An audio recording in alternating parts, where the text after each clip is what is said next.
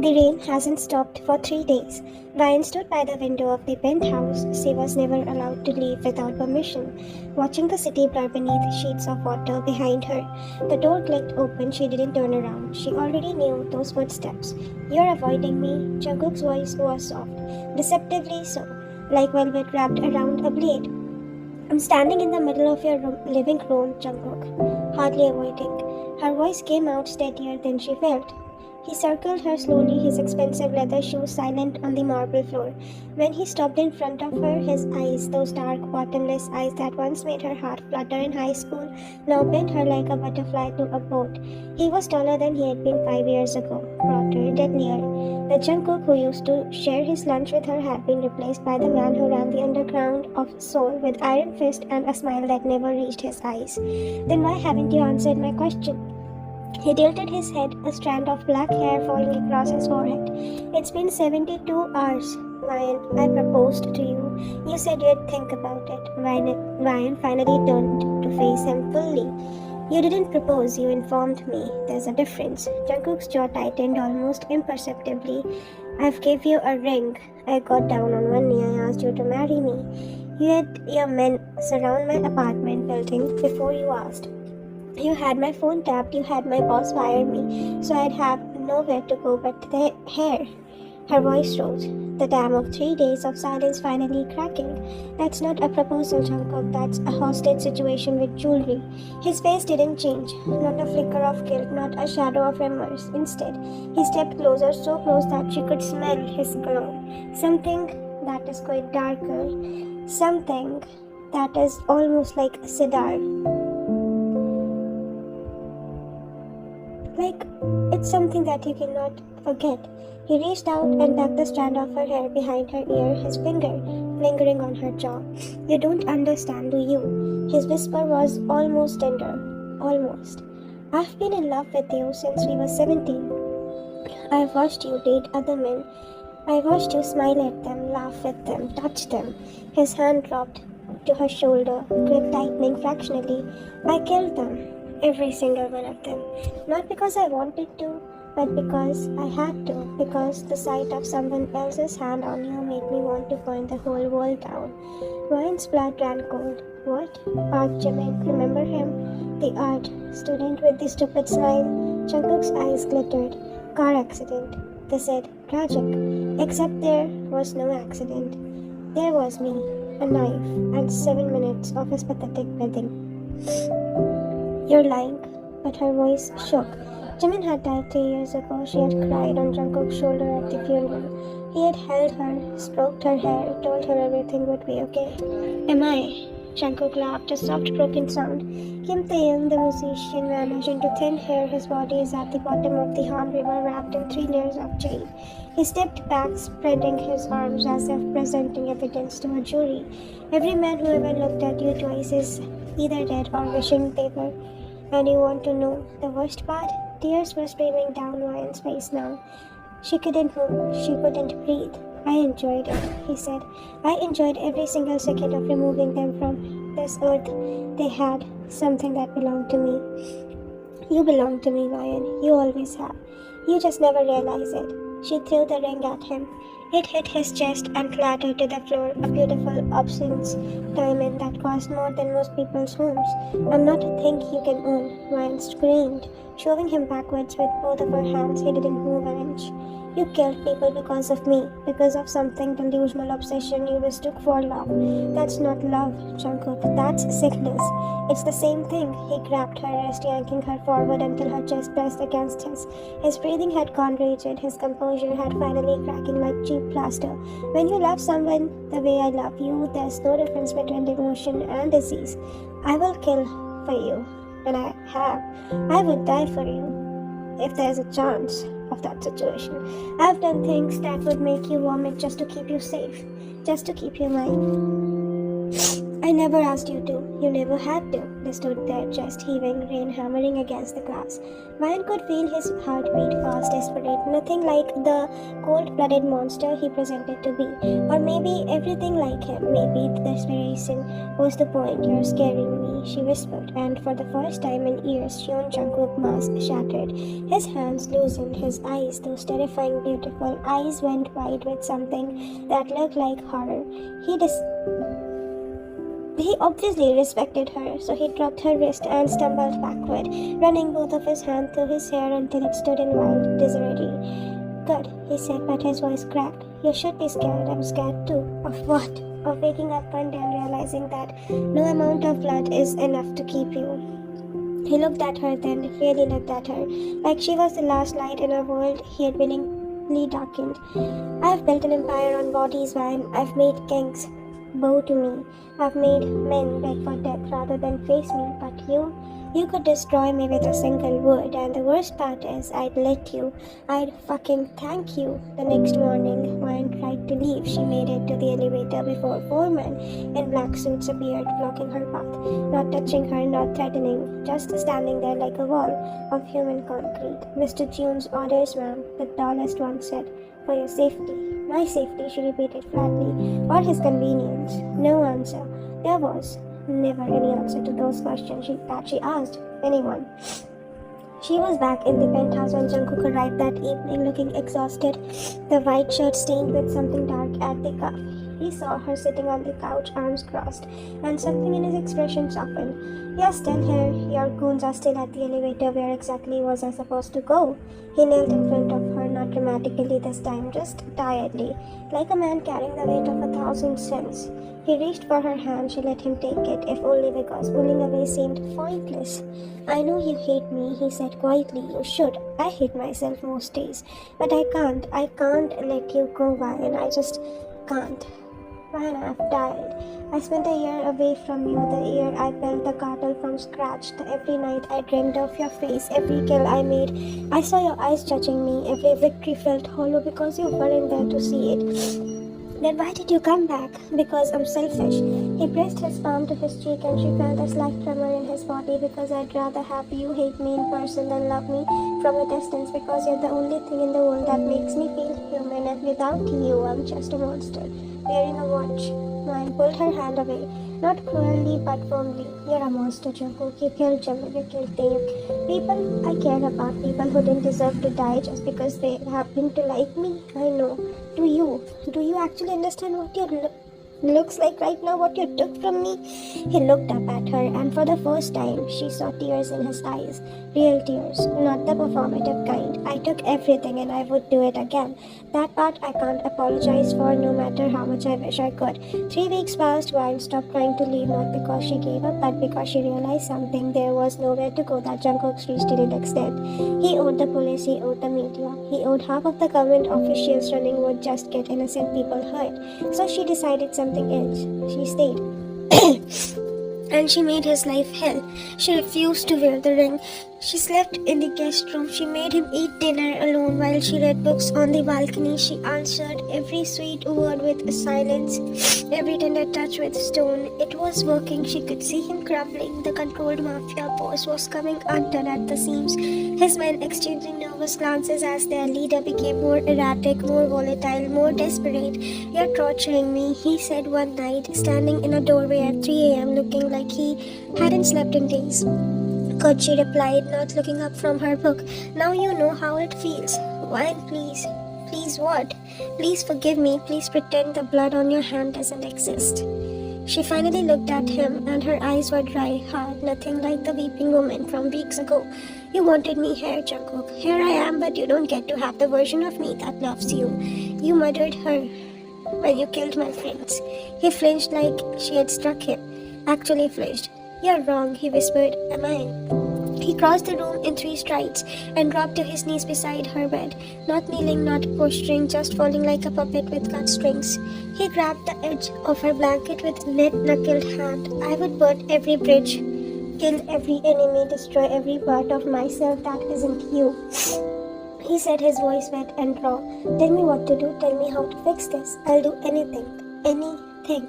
Vine set her book down slowly. She looked at the man who had murdered for her, kidnapped for her, imprisoned for her, and somehow convinced himself that it was all love. You want to fix this? She asked softly. Yes. God, yes. Let me go. She said, finally. The silence that followed was absolute. Even the rain had stopped. Jungkook's face went through 17 emotions in 5 seconds. Shock, grief, rage, despair, and then something that looked disturbingly like acceptance. He lowered his head until his forehead touched her knee. I can't, he breathed. I would rather die. Then we have nothing left to discuss. She turned off the lamp and left him kneeling in the dark. 1 month later, Ryan woke to the smell of pancakes. That was strange. Jungkook couldn't cook to save his life. She had watched him set water on fire once. She padded to the kitchen in her pajamas and stopped dead in the doorway. Jungkook stood at the stove, shirtless, covered in flour and what looked like burnt batter. There was a bandage wrapped around his left forearm. The kitchen was destroyed, eggshells on the floor, milk spilled across the counter, smoke drifting lazily towards the ceiling. What happened to your arm? She asked before she could stop herself. He turned and his smile was so tentative, so fragile, it almost hurt to look at. Burnt myself. Turns out oil is hot. I know oil is hot. Everyone knows oil is hot. Well, I don't. He slid a plate towards her. One pancake that was somehow both raw and burnt, shaped vaguely like a heart. I'm trying. I don't know how to do this. The normal stuff.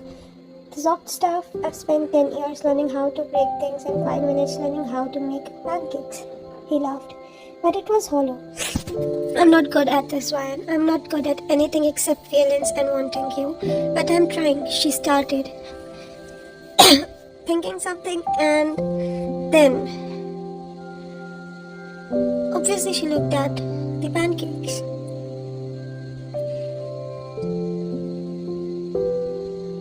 It was really not that much of a kind. What kind? Then at his hope, desperate face, then at the bandage of his arm. Why? She asked. Because you asked me what I could do to fix things. He walked around the counter slowly, giving her space, actually giving her space, which was new. I don't know how to let you go, but I can learn how to be someone you don't have to run from. I can learn how to love you without destroying everything around us. I can learn how to be human again. It might be too late for that, probably. He stopped a few feet away, hands raised slightly as if approaching a wild animal, but I'd rather spend the rest of my life failing at being good than succeeding at being the monster you think I am. Ryan looked at the pancakes then, looked at the man, looked at the blood still dried under his fingernails that no amount of flour could hide. She wasn't sure if this was beginning of forgiveness or just the beginning of a very long, very dangerous game, but she picked up the fork. Anyways, make me another one, she said quietly. This one's disgusting. Jungkook smiled, real, small and almost shy. It was the most terrifying thing she had ever seen because it wasn't a monster smile, it was a man, and that somehow was so much worse. The pancakes became a ritual every morning for 2 weeks. Jungkook destroyed the kitchen and presented Ryan with some vaguely edible things. She stopped criticizing day after day 4 when she noticed the burn scars multiple across his forearms, some fresh, some healing, all hidden beneath the long sleeves when his men came around. He never mentioned them, neither did she. But something shifted in those quiet mornings.